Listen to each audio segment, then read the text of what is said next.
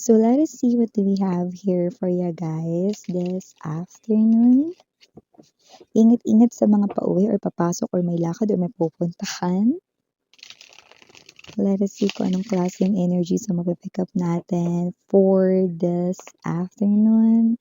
Just take only what resonates. We have here the message from the star. Whoa. Pero nakaramdam ako dito ng matinding loneliness. Someone here, parang gusto niyang humiga, hindi dahil meron siyang nararamdaman na illness or disease, pero parang wala siyang gana. But this is the star. It looks like there's related here to that. Only one wish. Yan Daming humihiling ngayon, Dapat lang talaga mga babes, na kapagka humihiling, dapat talaga manggaling sa kaibuturan ng heart para ito ay ibigay. At nakikita natin dito, galing ito sa kanya namang heart, pero parang feeling niya hindi maibibigay. Ouch. So let us see.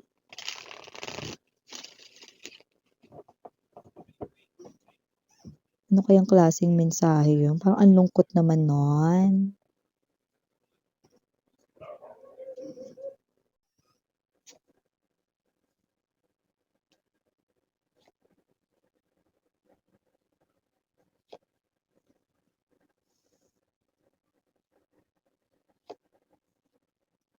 Ay, go. We have the moon, the 8 of girls, 7 of girls, 9 of coins. Ooh.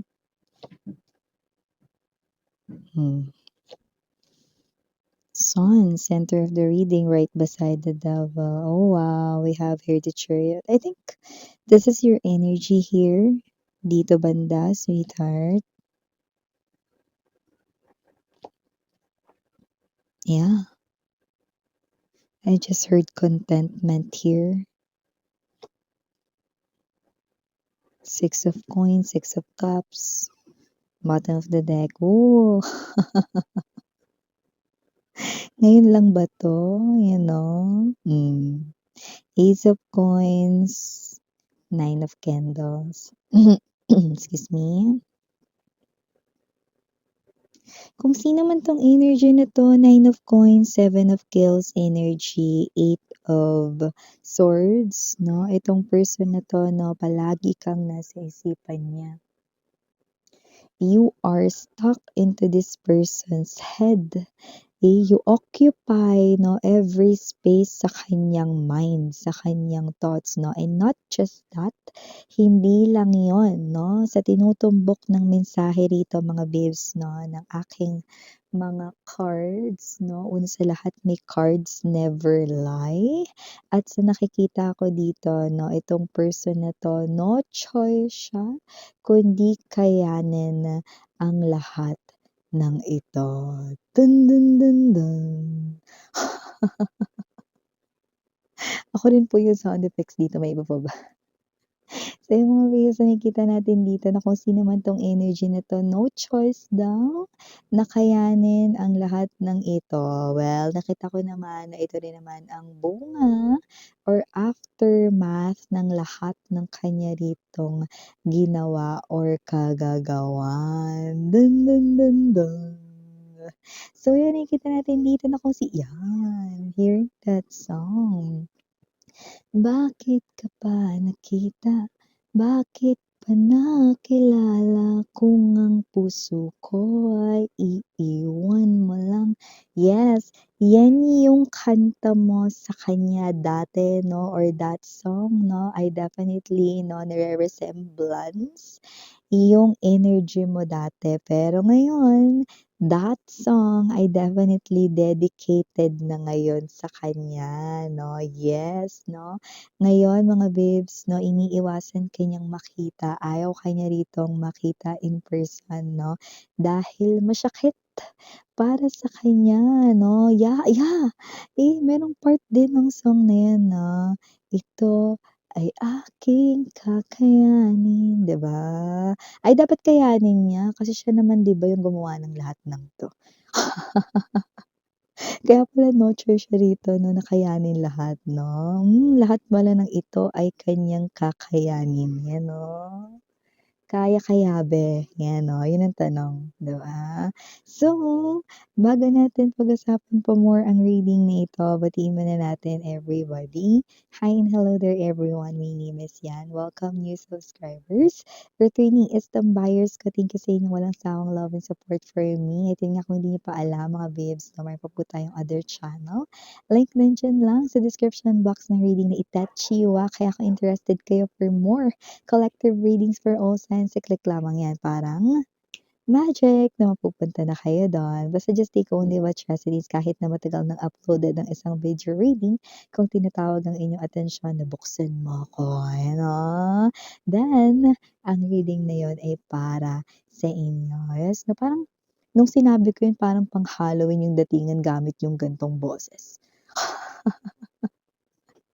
Konting kebot na lang mga babes, babalik na rin tayo sa ating normal na voice. Yes, na konting waitings na lamang. At yun nga na wala tayo ditong gender, babae, lalaki, LGBT, pwede rin magkapalit-palit ang mga roles kasi general reading po tayo. And at the end of the day, everybody hold your free will like it's up to you if you want to claim the messages of giving guidance ito or not. So yun nga mga babes, wala rin po tayo ditong time period, pwedeng nangyari na sa iba nangyayari na ngayon sa kasalukuyan or present moment at sa iba ay mangyayari pa lang.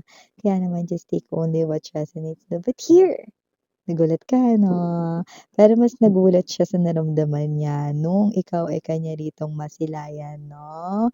Pero yung iba nakakaloka, hindi ka naman nakita ng personal, pero sa picture ka lang nakita, pero parang nanlumo. Nanliit siya sa kanyang sarili 'no, nagtatanong kung ba't ka pa niya nakilala, bakit pa ba nagkaroon kayo rito ng koneksyon, kung sa huli hindi naman din pala kayo magiging kayo 'no. 'Yan din yung una mong tanong sa sarili mo sa kanya dati 'di ba? Pero ngayon 'yan yung tinatanong niya sa sarili niya ngayon. That is what's inside his or her thoughts aside from you 'no, na inookupa mo dito lahat ng mga spaces ng kanyang thoughts and brain 'no. 'Yan din yung laman at bagay na pinakaiisip niya rito with the moon na 'yan 'no. So, kung sino man 'tong energy na 'to nakikita natin dito that this person right in here 'no, ay more likely ini-spend niya rito yung time na mag-isa siya, kaysa yung lumbas-labas, mag-enjoy 'no. Kasi nakikita natin dito wala siyang gana. Wala siyang gana lumbas. Nakikita ko din dito that this person right in here 'no, madalang siyang makagawa ngayon ng mali sa kanyang work. Dahil nakikita ko rito 'no, na para siya ditong, robot 'no, na nagtatrabaho 'no, puwedeng, 8 hours a day. Pero dahil nga siya ito na wala sa kanyang sariling ulirat 'no, tuloy-tuloy lang siya sa ginagawa niyang work. Kung ano lang yung parang routinely na ginagawa niya sa work, typing or kung ano man yun na araw-araw na nakasanayan niya na ginagawa niya lang. 'No, no pressure. Kaya nakita ko dito madalang siya nagkakamali, pero sa isipan niya, paikot-ikot, paulit-ulit na kayo ang laman ng isipan niya. But you are appearing as the Fool, the Sun, and the Chariot. You know what's crazy? Because those are three biggest major arcanas, and not just biggest major arcanas, but three major arcanas that speak yung loudest na positive energies. At yun, ang ini-embodies mo, you are excited, going right here, no, for your dreams, chasing here the things that you want to have, that you want to pursue in life. And I do pick up that you are very happy now and I love it because you're contented sa iyong life, sweetheart, no? Unlike dito sa person na to who happens to be your ex, super lugmok sa inyong alaala. Alaala nung kayo'y mag-sweetheart pa. Ewan ko namasyal ba kayo sa Luneta o hindi, pero mga ala-ala ito nung mag-sweetheart pa kayo. Naiiyak siya 'pag naalala niya 'no, na kaya mong hawakan ang kamay niya nun. Naiiyak siya kapag naalala niyang kaya mo siyang yakapin noon at mas lalong naiiyak siya 'no, na kaya mo siyang halikan noon, pero ngayon mas gusto mo pang halikan yung pader 'no, kesa siya, 'di ba? Yeah. Oh, I'm seeing Jollibee right in here na I don't know, dinadaanan niyo ba 'yun pag-uuwi or baka naman 'yun ang pasalubong niya sa'yo dati 'no, or baka do'n siya madalas kumakain ngayon. Naku, hindi healthy kapag laging fast food. Pero baka with the Jollibee gusto niyang maging happy, pero dahil naging bida-bida siya dati, 'yan tuloy.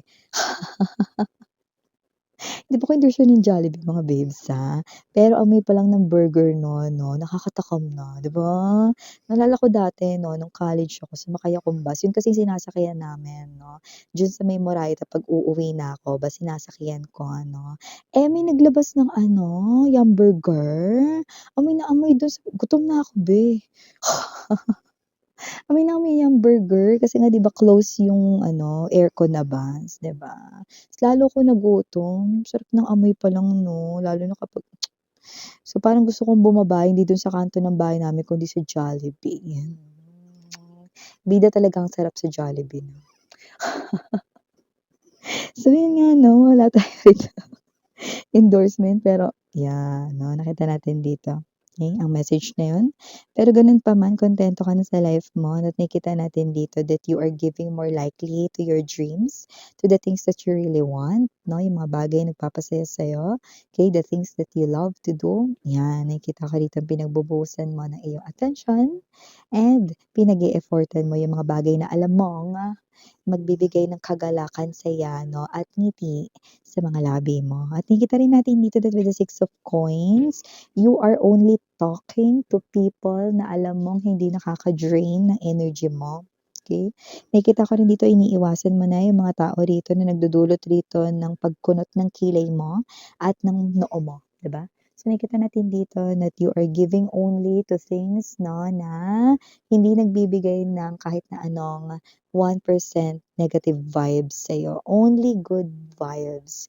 Lumalayo ka na rin sa mga tao na tingin mong bad influences or BI at nakikita natin dito 'no, na yung ex mo ay paano 'pag nakita ka pa niya ng personal dito, babe 'no, ano na, baka himatayin na 'to.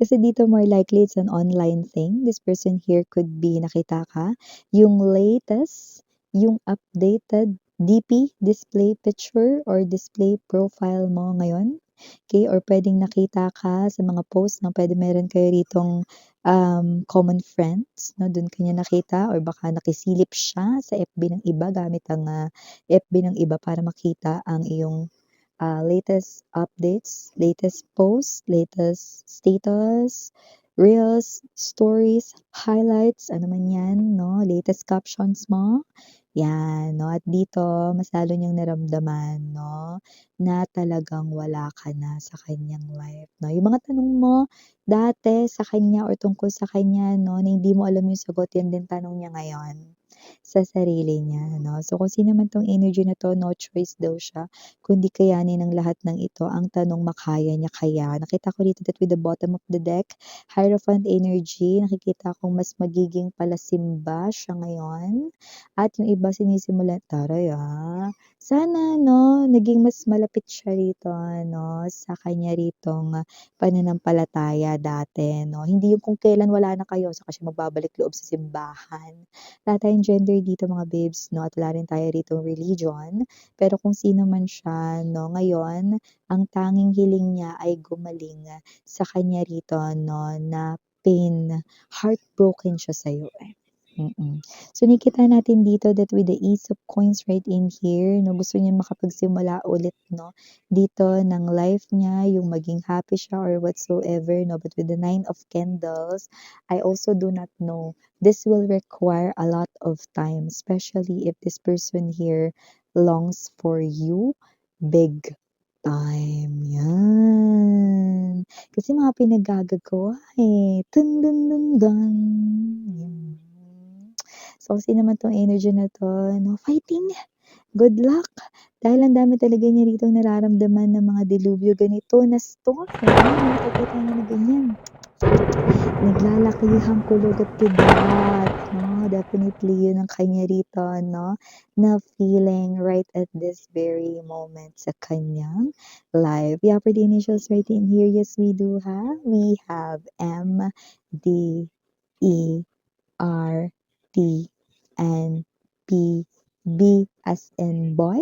We also have here A, L. I don't know if that's 0 or O, but just take only what resonates. But this person here do not know when to start, how to start. Just take only what resonates, and we have the letter I. So yeah, ganun your Yana on 사랑해요, love and light. 안녕.